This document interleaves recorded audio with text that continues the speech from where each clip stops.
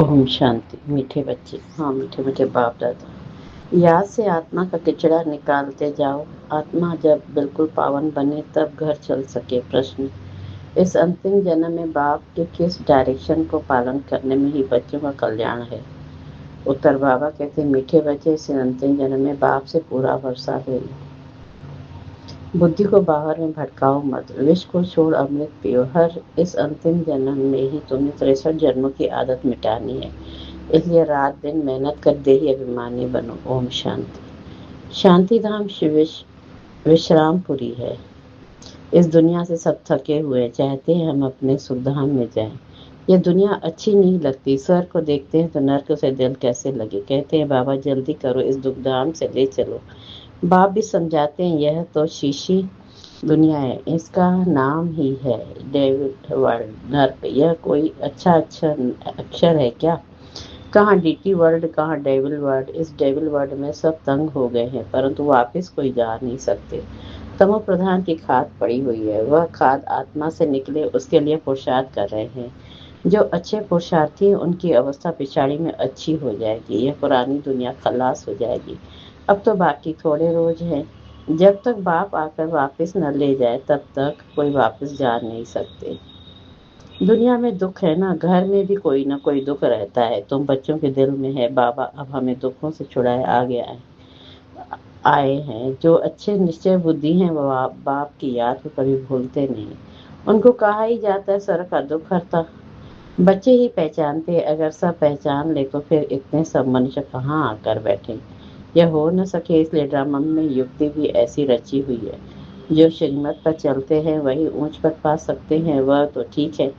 सजाएं खाकर भी शांति धाम अथवा पावन दुनिया में जाएंगे, परंतु उच्च पद पाने के लिए तो पुरुषार्थ करना पड़ेगा। दूसरा पावन बनने बिगड़ पावन दुनिया में कोई जा न सके। यह तो कहते हैं कि फलाना ज्योति ज्योति समाया वापिस गया, यह हो नहीं सकता। जो पहले पहले सृष्टि पर आए हैं लक्ष्मी नारायण, वह भी वापस जा नहीं सकते, तो और कोई कैसे जा सकते? इनके भी अब 84 जन्म पूरे हुए, अब जाने के लिए तपस्या कर रहे हैं।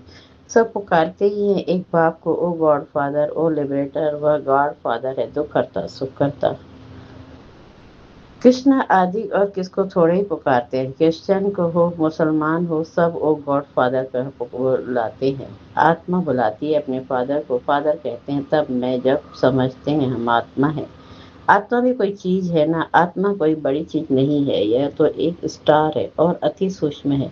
जैसे बाबा वैसे ही आत्मा का स्वरूप है। अब तुम वह बाप की महिमा करते हो, वह सत्य चित्त है, ज्ञान का सागर है, आनंद का सागर है। तुम्हारी आत्मा भी उसके समान बनती है। तुम्हारी बुद्धि में सब सारे सृष्टि के आदि मध्य अंत का ज्ञान आ गया है, और कोई मनुष्य मात्र में यह ज्ञान नहीं है। सारा भारत सारी विलायत ढूंढो, कोई को भी पता नहीं। आत्मा 84 जन्म का पाठ बजाती है। 84 लाख तो इम्पॉसिबल है। 84 लाख जन्मों का तो कोई वर्णन ही न कर सके।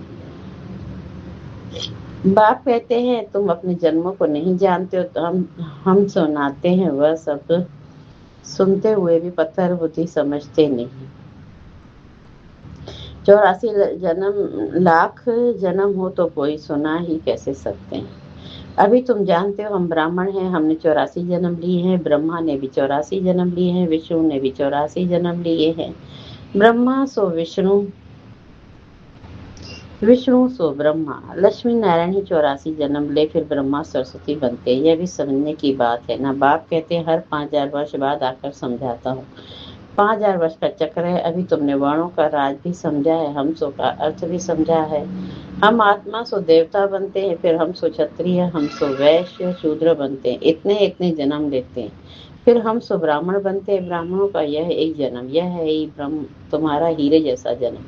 बाप कहते हैं यह तुम्हारा उत्तम शरीर है, इससे तुम स्वर्ग का वर्षा पा सकते हो। इसलिए अब और कोई तरफ भटको मत, ज्ञान अमृत पियो। समझ में भी आता है बरोबर 84 जन्म लेते हैं। तुम पहले सत्युग में सतो प्रधान थे, फिर सतो रजो बने, फिर चांदी की खाद पड़ी। एकदम पूरा हिसाब बताते हैं। अब गवर्नमेंट भी कहती है सोने में खाद अलाय मिलाओ, 14 कैरेट सोना पहनो, सोने में खाद डालना। यह भारतवासी अब सुगंध समझते हैं, शादी कराते तो एकदम सच्चा सोना पहनते, सोने पर भी भारतवासियों का बहुत प्यार है। क्यों?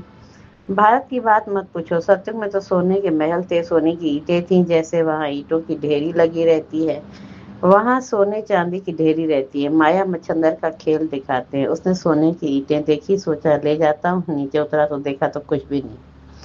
कुछ न कुछ बात लगती है, बच्चियां समझती है, अभी हम फिर से स्वर्ग में जाते हैं। फिर अगर पति आदि तंग करते हैं तो बेचारी अंदर में रोती हैं, कब हम सुख धाम में जाएंगे, बाबा अब जल्दी करो। बाप कहते हैं, बच्चे जल्दी कैसे करूं, पहले तुम योग बल से अपना किचड़ा तो निकालो, योग की यात्रा पर रहो। बाप धीरे धीरज देते हैं, पुकारते भी हो कि हे पतित पावन आओ, गाते भी हैं सर का सदगति दाता एक। यहाँ की ही बात बात है, अकासुर बकासुर यह सब बातें इस संगम समय ही हैं। यह है आसुरी दुनिया, तो बाप समझाते मैं कल कल संगम पर आता हूँ, जब सारा जड़ीभूत अवस्था को पाता है। तुम जानते हो सत्युग में हर चीज सतो प्रधान होती है। यहाँ इतने पंछी जानवर आदि हैं, यह सब इतने वहाँ नहीं होंगे। बड़े आदमियों के पास अच्छी सफाई रहती है, उन्होंने रहने का स्थान फर्नीचर आदि बहुत अच्छा होता है। तुम भी इतने ऊंच देवता बनते हो, वहाँ ऐसी कोई चीची चीजें ही रह न सके। यहाँ तो मच्छर आदि अनेक प्रकार की बीमारियां, कितनी गंदगी रहती है।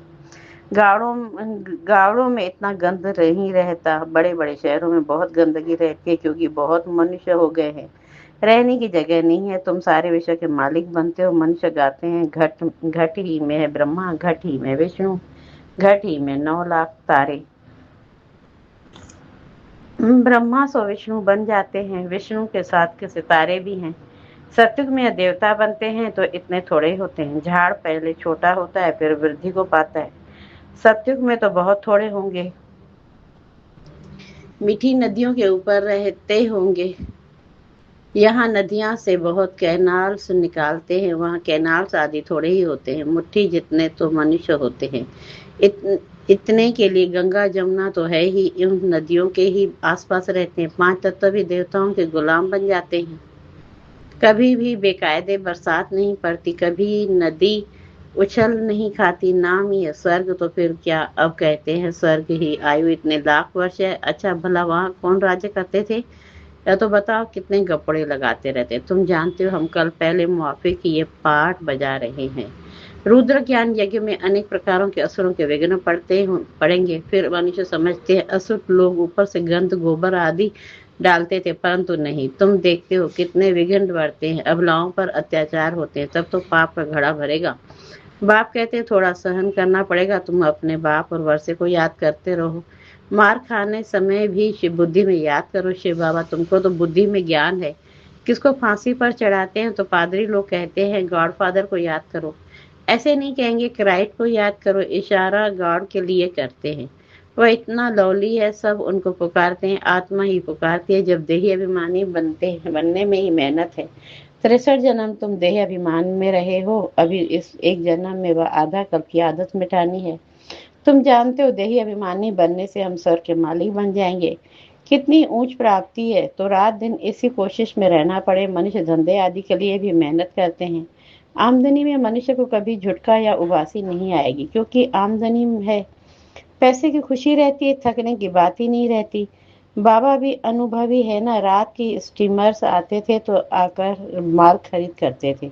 जब तक ग्राहक की जेब खाली न करे तब तक उनको छोड़ते नहीं। बाबा ने रथ भी पूरा अनुभव भी लिया है, इसने सब अनुभव किया है। गावड़े का छोरा भी था, 10 आने मण अनाज बेचता था, अभी तो देखो विश्व का मालिक बनते हैं। एकदम गावड़े का था, फिर चढ़ गया तो एकदम जवाहरात के धंधे में लग गया। बस जवाहरात की बात, या फिर है सच्चे जवाहरात। यह होता है रॉयल व्यापार। बाबा बहुत अनुभवी है। बाबा 22 राय आदि के घर में ऐसे जाते थे जैसे अपना घर। इनको फिर कहा जाता था अविनाशी ज्ञान रतन। जितना यह बुद्धि में धारण करेंगे, इससे तुम पदमपति बनेंगे।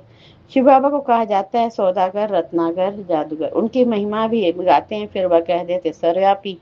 महिमा के साथ फिर इतनी गलानी कैसे हालात हो गई है। भक्ति मार की। बाप कहते हैं जब भक्ति पूरी होती है तब भक्तों का रक्षक बाप आते हैं। बहुत भक्ति कौन करते हैं यह भी सिद्ध हो जाता है।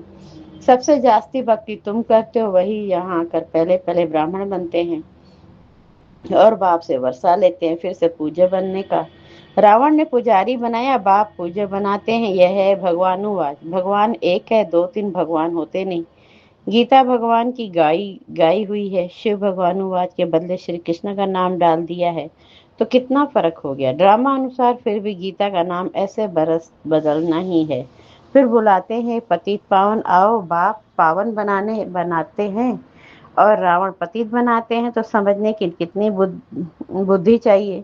श्रीमत श्रेष्ठ से श्रेष्ठ मत है ही एक बाप की। यह लक्ष्मी नारायण स्वर के मालिक बाप की मत से ही बने हैं।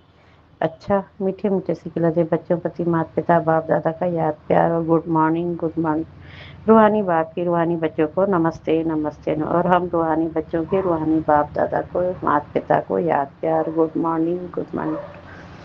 नमस्ते नमस्ते। शुक्रिया बाबा, शुक्रिया। धारणा के मुख्य सार। इस एक जन्म में 63 जन्म के पुराने देह अभिमानी की आदत मिटाने की मेहनत करनी है। देही अभिमानी बन स्वर का मालिक बनना है। दूसरी पॉइंट, इस हीरे तुल्य उत्तम जन्म में इस बुद्धि को भटकाना नहीं है। सतो प्रधान बनना है। अत्याचारों को सहन कर बाप से पूरा वर्षा लेना है। वरदान, साकार बाप समान अपने हर कर्म को यादगार बनाने वाले आधार मूर्त और उद्धार मूर्त भव। साकार बाप समान अपने हर कर्म को यादगार बनाने वाले आधार मूर्त और उद्धार मूर्त भव। जैसे साकार बाप ने अपना हर कर्म यादगार बनाया, ऐसे आप सभी का हर कर्म यादगार तब बनेगा जब सर को आधार और उद्धार मूर्त समझकर चलेंगे। तो अपने को विश्व के परिवर्तन के आधार मूर्त समझते हैं, उसका हर कर्म ऊंचा होता है। और वृत्ति दृष्टि में सब जब सर्व के कल्याण की भावना रहती है तो हर कर्म श्रेष्ठ हो जाता है। ऐसे श्रेष्ठ कर्म ही यादगार बनते हैं। स्लोगन, सत्यता की शक्ति को धारण करने के लिए सहनशील बनो। सत्यता की शक्ति को धारण करने के लिए सहनशील बनो। ये अव्यक्त चार है। सदा हर्षित रहने के लिए अपनी नेचर को सरल बनाओ, सहनशील बनो। इस सहज योग जीवन में अगर मुश्किलों का अनुभव होता है तो सहज राज कैसे करेंगे। यहाँ के संस्कार ही वहां से जाएंगे, वहां ले जाएंगे। देखो, आपके यादगार जो देवताओं के चित्र बनाते हैं उनकी सूरत में सरलता जरूर दिखाते हैं। तो जो जितना सहज पुरुषार्थी होगा वह मनसा में भी सरल, वाचा में भी सरल, कर्म में भी सरल होगा। उसको ही फरिश्ता कहते हैं। ओम शांति। शुक्रिया बाबा, शुक्रिया आपका बहुत बहुत।